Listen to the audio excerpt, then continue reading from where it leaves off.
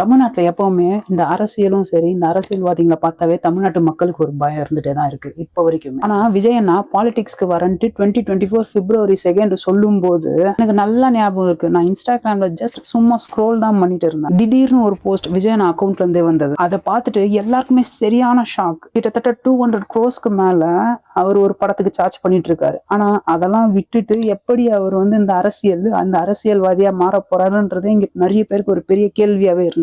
இந்தியாலே one of the top paid ஆக்டர்னு கூட சொல்லலாம். இவர் ஏன் பாலிடிக்ஸ் சூஸ் பண்ணாருன்ட்டு இப்ப கூட நம்மளால இமேஜின் பண்ண முடியல. நம்மளாம் இமேஜின் கூட பண்ண முடியாத அளவுக்கு அவரோட லைஃப் ஸ்டைல் இருக்கு. ஆனா அதெல்லாம் விட்டுட்டு ஏன் இந்த பாலிடிக்ஸ் வராருன்னு எல்லாருக்குமே ஒரு கேள்வி இருந்துச்சு. நிறைய பேர் இந்த பாலிடிக்ஸ்னா என்னன்ட்டு லேர்ன் பண்ணவும் ஆரம்பிச்சாங்க. நிறைய விஷயம் எல்லாருக்கும் தெரிய வந்துச்சு. விஜய் அண்ணா வந்ததுல ஜென்சி கிட்ஸ் மட்டும் இல்ல, இப்ப இருக்கிற குழந்தைங்க கூட அரசியல் ஃபாலோ பண்ண ஆரம்பிச்சிட்டாங்க.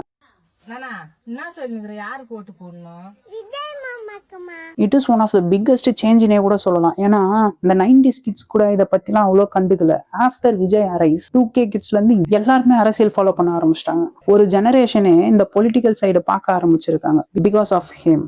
So let's see what is going to happen.